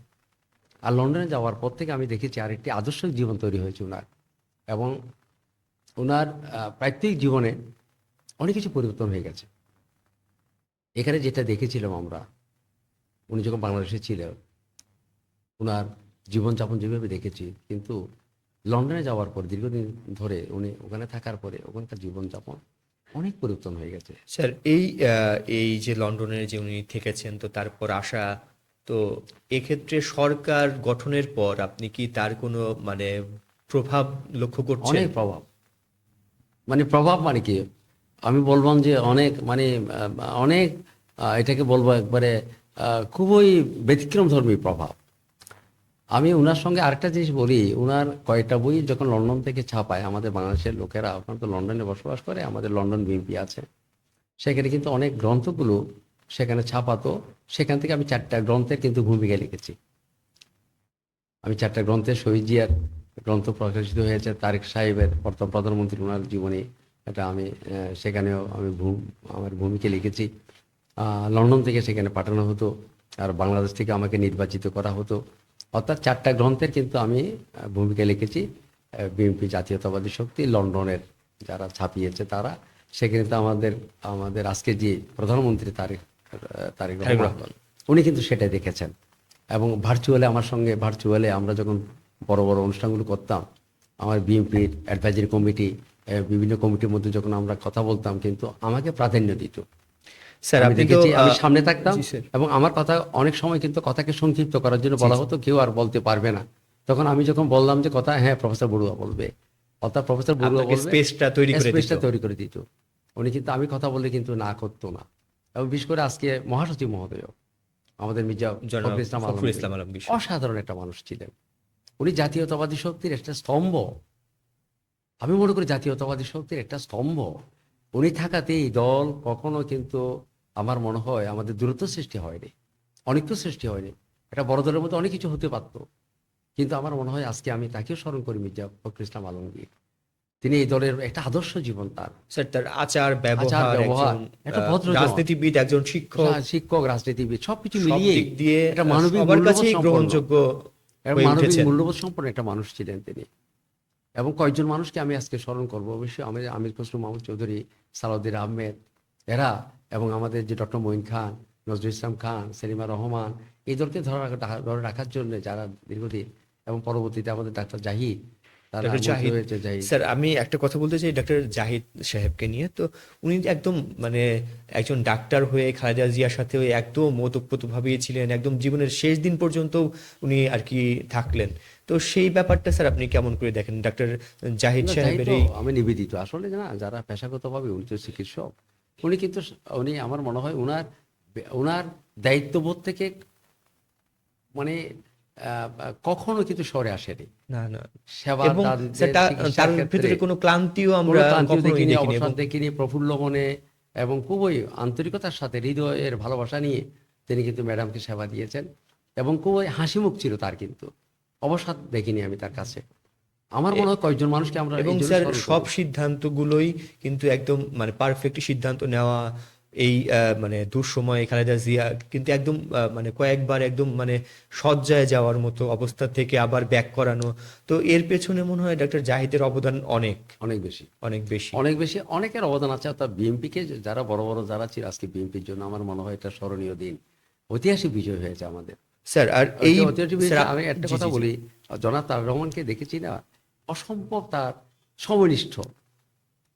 এখন কিন্তু সম্পূর্ণ পরিবর্তন হয়ে গেছেন তিনি। তিনি তার জীবনযাপন আপনারা দেখেছেন, কয়েকদিনের মধ্যে দেখেছেন, জি প্রধানমন্ত্রী জি হওয়ার স্যার, পরেও তার যে সরল জীবন, সাদামাটা জীবন, চলাফেরা, চলাফেরা, সাদামাটা তারপরে জীবন, হচ্ছে রাষ্ট্রীয় যে রাষ্ট্রীয় জীবনে যে হ্যাঁ হ্যাঁ মানে মানে অনেক উপভোগ করার, ভোগ করার যে কতগুলো বিলাসিতা, সেইটা নাই। বিলাসিতা, বিলাস বহু জীবন, আমরা কিন্তু এটা এবং দেখতে স্যার পাচ্ছি। তার মানে ড্রেস, ড্রেসের মধ্যে একটা আলাদা, হ্যাঁ হ্যাঁ আলাদা আলাদা, এবং খুবই মানে সাধারণ সাধারণ মানুষের সঙ্গে জীবনযাপন। যাবেন যাপন। অর্থাৎ উনি চাচ্ছেন, যে কথাটা বলছি আমি, উনি যে একটা আই হ্যাভ এ প্ল্যান, উনি কথাটা বলছিল। স্যার আমি উনি অনেকদিন উনি লক্ষ্য করেছি স্যার ওনার চশমার ফ্রেমটাও স্যার সেই লন্ডনেও যে লন্ডনে মানে রেখে যে যেটা ছিল অনেক বছর হলো এইটাই তিনি ইউজ এটাই তিনি করছেন। প্রস্তুত করেন। আর উনাকে আমি তারপর ওনার কেস, তারপরে ওনার শার্ট প্যান্ট, এগুলো হচ্ছে যে আমি অনেক দিন হলোই তিনি ইউজ করছেন এবং কেউ খুবই সাধারণ লাইফ মানে লাইফ লিড ওনাকে করছেন। আমরা যখন কথা বলতাম প্রায় 5-6 ঘন্টা কিন্তু আমরা আলোচনায় থাকতাম। উনি যখন লন্ডনে থাকতেন, যখন আমাদের কথাগুলো এখানে যখন মিটিং হতো, নানা ধরনের আমাদের মিটিংগুলো হতো না, মিটিংয়ে বসে একের পরে 5-6 ঘন্টা কিভাবে যে একটা মানুষ ধৈর্য নিয়ে ধৈর্য শুনতেন। ধরে, মানে আমি দেখলাম কোনো ক্লান্তিবোধ নাই, অবসাদগ্রস্ত না, চেয়ারের মধ্যে কোনো মালিন্য নেই, মলিনতা নেই, এবার মানে মানে মনে হচ্ছে যেমন সতেজ চেহারা, এবং মানে চোখের ভাষা, চেহারার ভাষাটা ছিল সতেজ। অর্থাৎ দেশের প্রতি যে আকর্ষণ, শোনার প্রতি যে আকর্ষণ, ধৈর্যের যে আকর্ষণ, এটা সম্পূর্ণভাবে বোঝা যেত। অসাধারণ একটা চরিত্রের মানুষ, আদর্শের মানুষ। আজকে জনাব তারেক সাহেব আসলে সত্যি পারবে। এই দেশকে যে বলছিল আমি পরিবর্তনের ধারা এনেছি, আমি এই দেশকে পরিবর্তন করব, আই হ্যাভ এ প্ল্যান, আমার একটা পরিকল্পনা আছে, এবং নতুনভাবে এই ধারা তৈরি করব আমি। স্যার অনেকের আজকে মধ্যে পরিবর্তন হয়ে গেছে কিন্তু স্যার আমাদের মধ্যে। অনেকের একটা জানারই যে আই হ্যাভ এ প্ল্যান, তো তার প্ল্যান গুলো কি কি হতে পারে স্যার? বা এই তো দেখাচ্ছে তো, এই তো দেখাচ্ছে তো, ওনার জীবনযাপনে দেখাচ্ছে। আজকে সচিবালয়ে আজকে অফিস করবে, হ্যাঁ শনিবার দিন একদম অফিস করবে। 8টা 15-তে উনি উনি সচিবালয়ে আসবেন। মানে দাওয়া মানে নেওয়ার পর থেকে আমার মনে হয় তিনি বিনিদ্র রজনী, স্যার উনি যে নিদ্রাহীন। মন্ত্রিসভা গঠন করলেন স্যার, আপনি উনি যেটা বললেন আপনার না, খুবই আমার মনে হয় উনি নিদ্রাহীন। উনি যেদিন থেকে শপথ গ্রহণ করেছেন, এর আগে থেকে, যেদিন তিনি শপথ গ্রহণ করলেন সেদিনও তিনি অফিসে গেছেন। যিনি শপথ গ্রহণ করলেন তারপর দিন আমি ওনার সঙ্গে আমার সঙ্গে দেখা হয়েছে, সেখানে অফিসে আমাদের সঙ্গে দেখা হয়েছে। উনি হাসি মুখে সবাইকে বরণ করে নিচ্ছেন, এবং উনি যে মানে সাধারণ মানুষের সঙ্গে যে মিশবে সেরকম বাধা বিঘ্ন যাতে স্যার না থাকে। তারপরে বাংলাদেশের রাজনীতিতে আমরা স্যার মানে এটা একদমই আমাদের দেখা একদম প্রথম যে একজন সরকার জয়ী হওয়ার পরে, বিএনপি জয়ী হওয়ার পরে উনি বিরোধী দলীয় যে নেতা তার বাসায় গেলেন এবং আরেকজন যিনি গণ অভ্যুত্থানের অন্যতম এনসিপির যে আহ্বায়ক নাহিদ ইসলামের বাসায়ও তিনি গেলেন। এটা স্যার তো অনেক বড় বার্তা দেয় বললাম তো, বর্তমান। উনি যে বলছেন আমি পরিবর্তন করব, পরিবর্তন ধারা নিয়ে এসছেন, অর্থাৎ দেশ পরিবর্তন হয়ে যাবে। ওনার তো স্বপ্ন ছিল যে, কারণ যেহেতু উনি এটা দায়িত্ব পাবেন, উনি জানেন যে উনি দলের প্রধান, উনি তো আমাদের চেয়ারম্যান ছিলেন, যেহেতু ম্যাডাম নাই, উনি তো চেয়ারম্যান হিসাবে দায়িত্ব পালন করেছেন। উনি দীর্ঘদিন থেকে এগুলোকে নিয়ে পরিকল্পনা করে কিন্তু আমাদের দেশে এসেছেন। এই পরিকল্পনাগুলো তিনি কিন্তু প্রথম দিন থেকে কিন্তু সেটা প্রদর্শন করেছেন। হ্যাঁ, এবং বিরোধী দলের সাথে সম্পর্ক কেমন হবে তার কিরকম একটা হবে, দেশের সম্পর্ক কিরকম হবে, বিরোধী দল যারা থাকবে তাদের প্রতি ভালোবাসা কিরকম হবে। অর্থাৎ উদার মনোভাব, উদার চিন্তা, প্রগতিশীল চিন্তা। স্যার এই যে মন্ত্রিসভাটা শুনে কেমন হলো স্যার? আপনি বললেন আপনি ফখরুল ইসলাম আলমগীরের অনেক কাছের ছিলেন, সালাউদ্দিন আহমেদ, তারপরে হচ্ছে আরো যারা আছে আপনি নাম বললেন, তো এদের নিয়ে যে মন্ত্রিসভা বা আরো আমরা দেখেছি অনেক একদম তরুণ যাদের কোনো অভিজ্ঞতা নেই বললেই চলে, তাদের গুরুত্বপূর্ণ দায়িত্বে আর কি তিনি দিয়েছেন। তো সেক্ষেত্রে স্যার আপনার মতামত কি? আপনি তো বেগম জিয়ার অ্যাডভাইজার ছিলেন অনেক শাসন, এখনো হ্যাঁ তো ম্যাডাম ছিলাম, এখনো তো ম্যাডামের তো তারেক সেক্ষেত্রে রহমানের। এই মন্ত্রিসভা নিয়ে স্যার আপনার মূল্যায়ন? না, উনি তো বলছেন যে তরুণ এবং প্রবীণের সমন্বয় হবে, নবীন এবং প্রবীণদের সমন্বয় হবে। প্রবীণদের অভিজ্ঞতা কাজে দেবে এবং তরুণেরা সেটাকে গ্রহণ করবে, আদর্শকে ধারণ করবে। এই জন্যই আমাদের আজকের যে জাতীয় সংসদ যেটা হয়েছে এবং মন্ত্রিপরিষদ যেটা গঠিত হয়েছে, সেখানে এবং দুই সংযুক্তি আমরা দেখতে পাচ্ছি না। অর্থাৎ উনি লন্ডন থেকে যেই চিন্তাগুলো পরিকল্পনা নিয়ে আসছিলেন, তিনি এই দেশে মাটিতে নামার পরে দীর্ঘদিন পরে তো তিনি মাটিতে নেমেছেন, এয়ারপোর্ট থেকে এই মাটিকে স্পর্শ করেছেন। বাংলাদেশের যে আমাদের এই দেশের মাটি যেখানে জন্ম দিয়েছে আমাকে, মাটিকে ভালোবেসেছেন। মাটিতে পা রাখার সঙ্গে সঙ্গে তিনি যেই প্ল্যানগুলো কিন্তু তিনি দেখিয়েছেন। তিনি বলছেন আই হ্যাভ এ প্ল্যান, একটা কথা বলছিলেন। তার আসার পর থেকে তিনি সব কিছু কিন্তু দেখাচ্ছেন এখন। যে ফাতেমা তার বাসায় বেগম খালেদা জিয়াকে এবং নিজেই স্বেচ্ছায় তিনি এবং কারাবরণ করলেন, কারাবরণ করলেন, তাকে কাছে নিয়েছেন, হৃদয়ের ভালোবাসা দিয়ে তাকে বোন হিসেবে তিনি পরিচয় দিয়ে তাকে কাছে নিয়েছেন, মানে পরিবারের সদস্য করে নিয়েছেন। অসাধারণ একটা বিষয়। এবং মানুষের জনগণের যে ভালোবাসা, এটা দেখার পরে তো মানুষ সাংঘাতিকভাবে ওনাকে অভিনন্দন জানিয়েছে। আমাদের জনাব তারেক রহমান সাহেবকে কিন্তু এরকম হৃদয়বান দেখে, এইরকম অনুভূতি দেখে, এইরকম একটা মানুষের প্রতি এবং কৃতজ্ঞতাবোধ দেখে, যাকে সেবা দিয়েছেন, কেউ ছিল না পাশে। আমাদের জনাব তারেক রহমান ছিল না, কোকো ছিল না, কেউ তো নেই মানে বেগম খালেদা জিয়াকে সে তখন দেখার জন্যে। এই মহিলা যে তাকে দেখেছেন, তার কৃতজ্ঞতা বোধে দেখেন কিরকম একটা পরম একদম খালেদা জিয়ার মানে কাছে নিয়ে ফ্যামিলির একজন বোন হিসাবে, একই গাড়িতেই চলাফেরা করছেন, বোন হিসাবে প্রথম কিন্তু বোন বলেছেন তিনি প্রথম, আমার বোনের সদস্য, আমার ঘরে সদস্য দিয়েছেন এবং তাকে সেরকম সম্পদও দিয়েছেন এবং সেই অধিকারও দিয়েছেন, এক ঘরে থাকা, এক টেবিলে খাওয়া, সবকিছু কিন্তু একবারে। স্যার, তারপর তিনি দেশে আসার পরে বিভিন্ন শ্রেণী পেশার আমরা দেখেছি যে তার সাথে তিনি মানে কথা বলছেন, এটাও তো একটা পরিবর্তনের ধারা তৈরি বার্তা করছে। দেয়। উনি বলছেন একটা পরিবর্তন ধারা তৈরি করবো, বললাম তো, ওনার পারিবারিক জীবন থেকে আরম্ভ করে ওনার ব্যক্তিগত জীবনে উনি দেখাচ্ছেন তো এটা পরিবর্তন। একজন রাষ্ট্রনায়ক কিভাবে চলে আমরা অতীতে কিভাবে দেখেছি, গাড়ির বহর দেখেছি, উনি তো গাড়ির বহর নিচ্ছেন না, না, না, 3টে গাড়ি নিয়ে উনি চলছেন।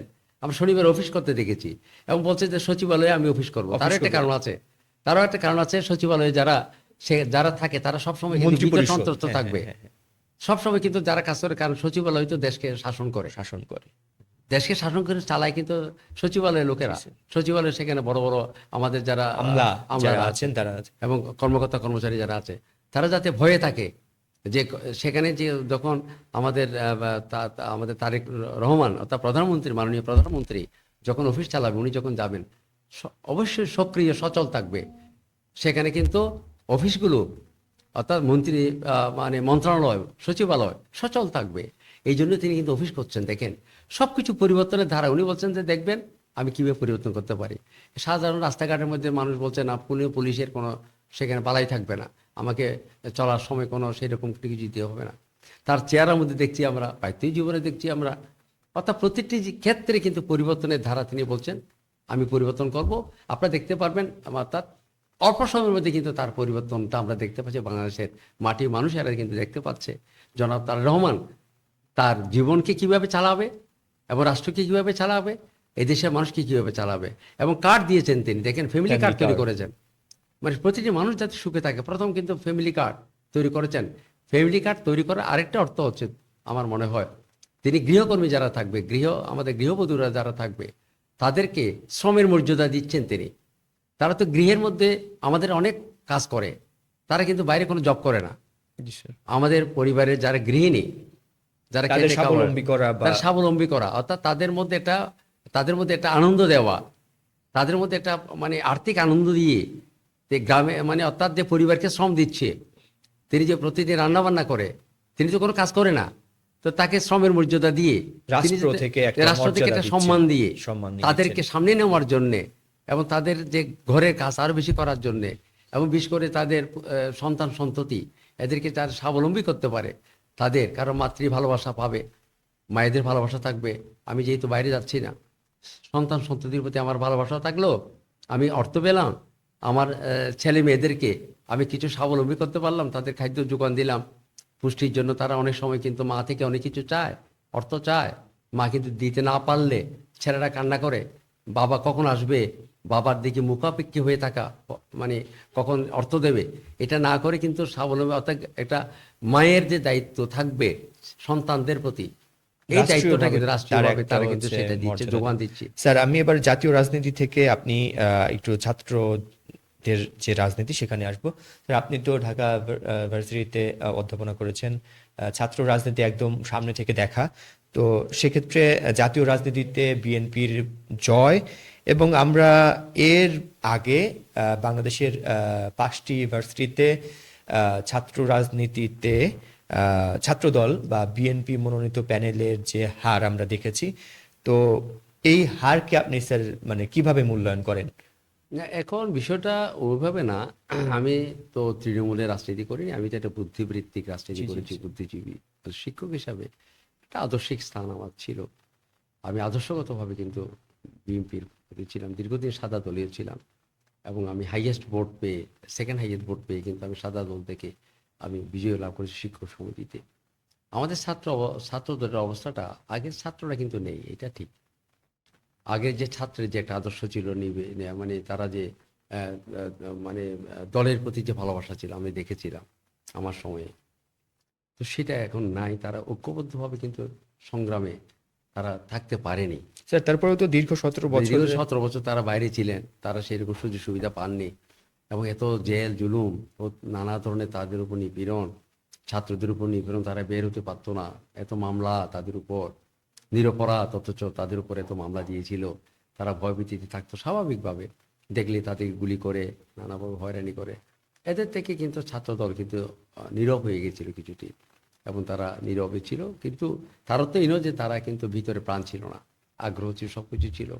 সেই দিক থেকে দীর্ঘদিন যদি কোনো দল যদি নীরবতার মধ্যে থাকে, মানে সক্রিয় না থাকে, ধীরে ধীরে কিন্তু তার শক্তিগুলো কিন্তু ম্রিয়মাণ হয়ে যায়, থাকে না। যেমন জলের প্রবাহ, জল চলবে, মানে নদীর প্রবাহ যদি ধীরে ধীরে যদি সেখানে যদি প্রবাহ না থাকে, ধীরে ধীরে কিন্তু স্তীমিত হয়ে যায়। ছাত্রদের মধ্যে থাকলেও কিন্তু ছাত্রদল দেখেন 17 বছর, 16-17 বছর এত নিষ্পেষিত, এত কঠোর নির্যাতন, তার মধ্যে কিন্তু বিএনপি কিন্তু কখনো মৃত্যুবরণ করেনি।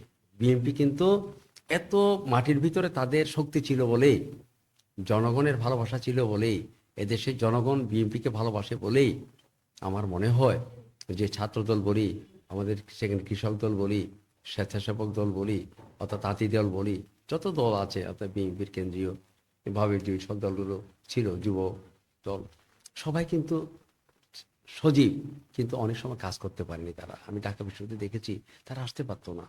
এবং আমাদের ঢাকা বিশ্ববিদ্যালয়ের মধুর ক্যান্টিন তো আমাদের প্রসিদ্ধ রাজনৈতিক রাজনীতির কেন্দ্র ক্ষেত্রে, একটা। সেখানে নীরব ছিল, তারা আসতে পারতো না। আগ্রহ আমাদের সঙ্গে কথা বলতো, ছাত্রদলের অনেকের সঙ্গে কথা হতো, যেহেতু আমি শিক্ষক, আমাদের সঙ্গে আমরা তাদেরকে আমরা সাহস দিতাম। আজকে আমাদের ওবায়দুল, আমাদের প্রফেসর ওবায়দ ছিল, লুৎফর ওবায়দ রহমান স্যার, ছিল, জি ওবায়দ স্যার। ছিল, আমাদের আজকে যে মোর্শেদ, মোর্শেদ প্রফেসর স্যার। মোর্শেদ শাহ, মোর্শেদ, এবং মোর্শেদ তো আমাদের চাকরিও হারিয়েছে, তাই না? জি না, স্যার। এগুলো লিখতে গিয়ে আজকে অনেকভাবে তারা দূরে ছিলেন, তারা কথা বলতে পারে, তারপরও থেকে আমরা নীরবে থেকে তারা প্রত্যক্ষভাবে না থাকলেও কিন্তু পরোক্ষভাবে আমরা শক্তি সাহস দিয়েছিলাম। স্যার সেক্ষেত্রে স্যার ছাত্রদল বা যারা ছাত্র রাজনীতি করছেন তাদের যদি কোনো পরামর্শ দেওয়ার থাকে। না, ছাত্রদল তো আজকে তারা একটা তারা খোলা জানালা পেয়েছে, একটা মাঠ পেয়েছে আমার মনে হয়। ছাত্রদল আগেও ছিল সেরকম, তবে আদর্শিক ছাত্র আমরা চাইব। এবং আমাদের জনাব তারেক রহমান সাহেব, মাননীয় প্রধানমন্ত্রী, তিনিও চাইবেন তার জীবন যেমন একটা আদর্শিক জীবন তৈরি হয়েছে, পরিবর্তন পরিবর্তনের ধারা তিনি তৈরি করে এনেছেন। অর্থাৎ অন্যান্য দেশে যে ছাত্ররা রাজনীতি করে আদর্শিকভাবে, এখানে কোনো হিংসা না, কোনো প্রতিহিংসা না, আঘাত না, কোনো ধরনের এখানে কেউকে দূরত্ব না রেখে সকলে মানে যাতে কাজ করতে পারে, মানে মেধা মননের জায়গাটা হয়, এবং সেখানে দক্ষতার যোগ্যতার জায়গাটা হয়। আমি মনে করি যারা মূল্যবোধের জায়গাটা হয়, এবং দক্ষ যারা হয়ে দল গড়ে দল ওঠা। সবাই একসঙ্গে কাজ করে, আমরা ছাত্র দলের শক্তিগুলোকে, এবং বিভিন্ন দল, এখানে যুব দল আছে, আর বিশেষ করে ছাত্র দলকে আমি আজকে বলবো তারা যাতে সামনে এগিয়ে আসে এখন, এবং আমার মেধায়, যোগ্যতায়, দক্ষতায় তারা যাতে এগিয়ে আসে, সে সবচেয়ে ভালো হবে। কারণ মেধাবী ছাত্র না হলে কিন্তু আমার মনে হয় দল টিকবে না। এবং তাদের মধ্যে বিচক্ষণতা থাকবে, যোগ্যতা থাকবে, দূরদর্শিতা থাকবে, নিষ্ঠা থাকবে, প্রতিজ্ঞা থাকবে, অধ্যবসায় থাকবে, বিনয় থাকবে, ভদ্রতা থাকবে, সৌজন্যবোধ থাকবে, শিক্ষকের প্রতি ভালোবাসা থাকবে, দেশের নাগরিকের প্রতি তাদের ভালোবাসা থাকবে, কর্তব্যবোধ থাকবে। অর্থাৎ এতে আদর্শিক যদি ছাত্র দল গঠন করা যায় এই সময়ে সকলের ভালোবাসার জন্যে, আমাদের জনাব তারেক রহমান মাননীয় প্রধানমন্ত্রী, এখনো তো বয়স কম, জি জি। উনি যেমন মানুষের ভালোবাসা দেখাচ্ছে সকল দলকে, এমনকি ভিন্ন দলের মানুষদেরকেও, এমনকি যেমন এই যে বললেন আজকে এনসিপি এদের বাসায় গেছেন, উনি না যেতে পারতেন, হুম হুম। উনাকে কেউ শিখিয়ে দেয়নি, এবং আজকে যেমন আমাদের জামায়াত ইসলামের প্রধান যিনি ছিলেন ওনার আমির বাসায় গেছে, আমি শফিকুর গিয়েছেন, এবং যারা দেখা করতে গেছে আমি দেখেছি তো, উনি বিজয় হওয়ার পরে অনেক অন্য দলের লোকেরাও কিন্তু ওনার সঙ্গে দেখা করতে দেখা গেছে। করতে গিয়েছে এবং এমনকি তিনি আমাদের সাদরেও গ্রহণ করেছেন তাদের। গড় করছেন, এমনকি হিন্দু বৌদ্ধ ঐক্য পরিষদ যেটা আওয়ামী লীগের সময় ছিল, তাদের সৃষ্টি, তারাও কিন্তু সেখানে দেখা করতে গেছেন এবং তাদেরকেও তিনি আন্তরিকতা সাদরে গ্রহণ করেছেন। অর্থাৎ এই দেশের মানুষ নানা ধর্মের, নানা জাতের এবং নানা দলের এবং রাজনৈতিক ক্ষেত্রেও যারা বাইরে আছে সকলকে তিনি আবৃত করছেন হৃদয় দিয়ে ভালোবাসায়, এবং তিনি চাচ্ছেন সকলকে নিয়ে এই দেশ আমরা গর্ব। স্যার কাউকে আমরা দূরে রাখবো না। একদম প্রায় আর শেষের তারুণ্যের দিকে। এখন জি, স্যার। তিনি কিন্তু তরুণদেরকে খুবই মানে তরুণদের মধ্যে কিন্তু সম্ভাবনা দেখতে পাচ্ছেন, তরুণদের মধ্যে অবশ্যই সম্ভাবনা দেখতে পাচ্ছেন, অর্থাৎ নবীনদের মধ্যে সম্ভাবনা দেখতে পাচ্ছেন। এই জন্য তিনি নবীন এবং প্রবীণদের সংযোগ করছেন। অর্থাৎ এখানে যুবক যুবতী তরুণ যারা জেগে উঠবে সামনের দিনে, যারা দেশের জন্য ভাববে, তাদেরকে কিন্তু আমার মনে হয় তিনি জায়গা করে দিচ্ছেন, একটা সম্ভাবনা, একটা দ্বার সম্ভাবনার তিনি দুয়ার খুলে খুলে দিচ্ছেন, দুয়ার দিচ্ছেন। খুলে দিচ্ছেন। এই জন্যই আমার মনে হয় এই সময়ে ডক্টর প্রফেসর ইউনূসকে আমি স্মরণ করতে চাই। তিনি কিন্তু তরুণদেরকে কিন্তু সম্ভাষণ জানিয়েছিলেন বেশি। জি, স্যার। আমি তরুণদের হাতে দিয়ে দিচ্ছি সবকিছু, নবীনেরা ভাববে এই দেশকে কিভাবে করবে, তাকে আজকে স্মরণ করা উচিত। জি, স্যার। তিনি যদি না হতেন 24-এর এই আমাদের 2024-এর পরে পট পরিবর্তন যদি নেতৃত্ব না দিতে, আমার মনে হয় আমরা অকৃতজ্ঞ হতে চাই না। জি, স্যার। আমি জাতীয়তাবাদী শক্তির একজন হলেও আমি কখনো অকৃতজ্ঞবান হব না। যারা যেটা দিয়েছে তাদেরকে স্মরণ করা উচিত বলে মনে করি, এবং সেই আদর্শের মধ্যে আমাদের জনাব তারেক রহমান সাহেব, মাননীয় প্রধানমন্ত্রী, তাকে দেখেছি সেদিন শপথ গ্রহণ করার সময় সকলকে কিন্তু সম্মান জানাচ্ছেন তিনি। তিনিও কিন্তু সবাইকে ডেকে ডেকে সবাই সঙ্গে করমর্দন করছেন, সৌজন্যবোধ দেখাচ্ছেন। তার মধ্যে কোনো অহংকার দেখছি না আমি, কোনো ধরনের যে তার মধ্যে যে একটা মানে সরকার গঠন করার পরে সিংহাসন, অর্থাৎ রাজশক্তির যে একটা দাম্ভিকতা থাকে, রাজশক্তির যে একটা ইয়া থাকে, মানুষের মধ্যে অহংকার থাকে, অহংবোধ থাকে, আমি জনাব তারেক রহমান থেকে সেটা দেখতে পাইনি, পাচ্ছি না, এবং দেখবেও না সামনের দিনে। একবার সাধারণ মানে মাটির সঙ্গে মিশে যাচ্ছেন তিনি।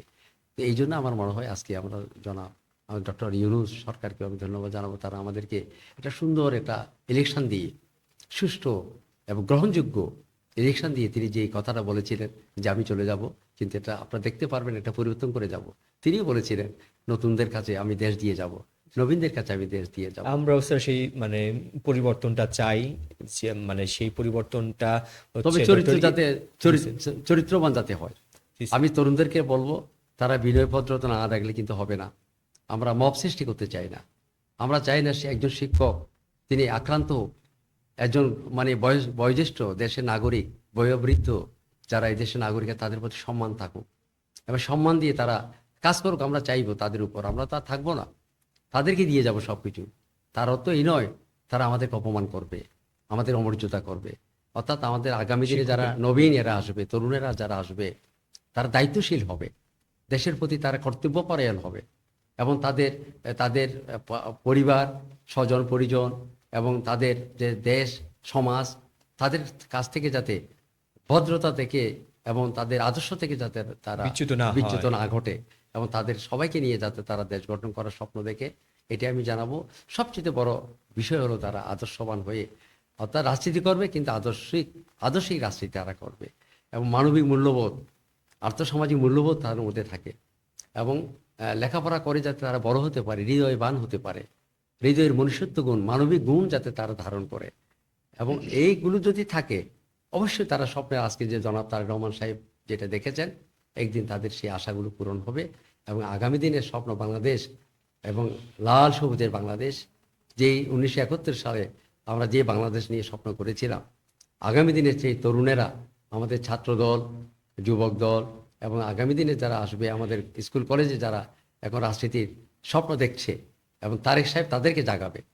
আমার মনে হয় তারেক সাহেব তো এখন জনাব তারেক রহমান সাহেব, আগামী দিনে তো আমার মনে স্কুল কলেজে যারা প্রাইমারি স্কুল পর্যন্ত তারুণ্যের অহংকার সৃষ্টি করবে, এবং ছাত্র দলের সবাইকে নিয়ে কিন্তু বাংলাদেশকে সরব করে ফেলবে, এবং অসম প্রাণচঞ্চল একটা দেশ করবে তিনি, সবার মধ্যে যাতে এটা হয়। স্যার আমরা তো একদম শেষের দিকে। স্যার আপনার কাছে জানতে চাই, আপনি যদি এই সরকারের কোনো জায়গায় কাজ করতে চাইতেন, তো সেই জায়গাটা কোনটা হতো এই সরকারের সাথে? আমি তো সেরকম কোনো প্রত্যাশা করিনি, তবে আমি দেশের জন্য অনেক খেটেছি, এবং জাতীয়তাবাদী দল গঠন করার পর থেকে শিক্ষক হিসেবে আমার যতটুকু দায়িত্ব ছিল, তো আমি সেই আমি জায়গা থেকে স্যার নিষ্ঠাবান আপনি থেকে আমি কোন জায়গা নিষ্ঠাবান থেকে কাজ থেকে কিন্তু করলে আমি জনগণের জন্য কাজ করতে চাই, আমার সম্প্রদায় এবং দেশের যে মানুষের জন্য ভালোবাসার এবং সেবার, এই দেশ যাতে সেক্ষেত্রে স্যার বঞ্চিত না হয়। সরকারের কোন জায়গায় কাজ করলে আপনি কমফোর্ট আমি ফিল বিশেষ করে করতেন? আমি ওই রকম আমি বলতে চাই না, অর্থাৎ দেশে যাতে জনগণের কাজ করতে পারি। এখন আমাকে যদি অন্য জায়গায় দিয়ে দেয় বা আমি যদি অন্য জায়গায় যাই, আমি চাই না, মানে পাবো কিনাও জানি না। স্যার এখন তো আমি চাওয়া আছি। পাওয়ার কথা না, আমরা বলছি যে আপনি যদি পাইতেন বা হচ্ছে আপনি যদি ওই জায়গাটাতে মানে যেতে পারতেন তাহলে আমরা তো বেনিফিটেড হতাম, তো সেই আমি জায়গাটা আমি কোনটা? প্রবীণ অবস্থায় যেভাবে কাজ করছি এখন, জি স্যার। আমি এই বয়সে যেভাবে দেশের জন্যে, দেশের জনগণের জন্যে এবং বাংলাদেশের প্রান্তিক জনগোষ্ঠীর জন্যে, এখানে ধর্ম বর্ণ জাতিগোষ্ঠীর জন্য যেভাবে আমি কাজ করছি, না পেয়ে তো আমি কাজ করেছিলাম দীর্ঘদিন ধরে এই আদর্শে ছিলাম। এবং এবং প্রধানমন্ত্রী না থাকাকালীন সময়েও আমাদের বেগম খালেদা জিয়া যখন চলে গেলেন, তখন তো আমাদের মধ্যে কিছুই ছিল না, পাওয়ার কোনো আশা করি নাই, আমি পাওয়ার আশা নিয়ে কোনো কাজ করিনি। তখনই কিন্তু আমি মাঠে ময়দানে সরব ছিলাম এবং জাতীয়তাবাদী দলকে আজকে যে বিপুল ভোটে যে বিজয়ী হয়েছে, আজকে কিন্তু আমার মনে হয় মাইনরিটি যাদেরকে বলা হচ্ছে জাতিগোষ্ঠী, ধর্ম জাতিগোষ্ঠী, তারা কিন্তু বিপুল ভোট দিয়েছে এখানে। অর্থাৎ তাদেরকে আমরা জাগরণ সৃষ্টি করেছি, এখানে বিএনপিতে আসার জন্য তাদেরকে আহ্বান জানিয়েছি। আমরা কাছে থেকে, সামনে থেকে তাদেরকে উদ্বুদ্ধ করেছি, আমরা আছি, তোমরা জাতীয়তাবাদী শক্তির মধ্যে আসো, একটি ধারার মধ্যে থাকবে না, তোমরা জাতীয়তাবাদী শক্তিকে রেইনবো নেশান তৈরি হচ্ছে, রেইনবো নেশান তৈরি করতেছি আমরা এখন। অর্থাৎ জাতীয়তাবাদী শক্তির যে সম অধিকার তৈরি করতেছি, তোমরা আর এক ঘরে থাকবে না, এক রাস্তায় থাকবে না, তোমরা আসো। এই ডেকে ডেকে ডেকে ডেকে আহ্বান জানিয়ে আজকে দীর্ঘ 16-17 বছর আমি বাংলাদেশের বৌদ্ধদেরকে এবং বাংলাদেশের জাতি ধর্ম বর্ণ, পাহাড়ি নির্বিশেষে বাঙালি, সকলকে। পাহাড়ি বাঙালি সবাইকে আহ্বান করে করে এনেছি আমি আজকে। এনে আজকে আজকে বিপুল ভোটে আজকে বাংলাদেশের বৌদ্ধরা, বাংলাদেশের হিন্দু সম্প্রদায় জাতিগোষ্ঠী কিন্তু এখন বাংলাদেশের জাতীয়তাবাদী শক্তিকে বিপুল ভোট দিয়েছে। আজকে না হলে এরকম বিজয় হতো না। হতো না। তো আজকে এটা তো আমাদের অবদান। জি, আমরা মনে করি এখন জাতিগোষ্ঠীকে যদি রক্ষা করতে হয়, আমাদের এই মানুষদেরকে, প্রান্তিক জনগোষ্ঠীকে রক্ষা করতে হয়। এখন স্যার আমার আমরা চাই অবস্থানটা স্যার কোথায় হবে, আপনারা, হ্যাঁ হ্যাঁ হ্যাঁ, আমার অবস্থানটা কোথায় হবে সেটা আমি জানি না। তবে আমি চাই এদেশের মানুষের সেবা করার জন্য আরো যাতে আমি সামনে অগ্রসর হতে পারি। আমি এখনো নবীন, সেক্ষেত্রে স্যার মনোবল আমার আছে, কিন্তু আমরাও আমি চাই দেশ সেবা যে করতে চাই, আপনারা দেশ সেবা করবো। যারা হচ্ছে বিএনপির সাথে ওতপ্রোতভাবেই কাজ করছেন এবং দেশের জন্য কাজ করেন এবং একজন শিক্ষক, তো সেই জায়গা থেকে আপনিও সরকারের সাথে কাজ একজন করেন। শিক্ষক হয়ে কতটুকু হলে আমি নিবেদিত হলে, একজন শিক্ষক হয়ে কিন্তু আমি ঢাকা বিশ্ববিদ্যালয়ের শিক্ষক, প্রবীণ শিক্ষক, আমি 21 পদক পেয়েছি। আমাকে সবাই বলে আপনি বিশিষ্ট শিক্ষাবিদ, বুদ্ধিজীবী।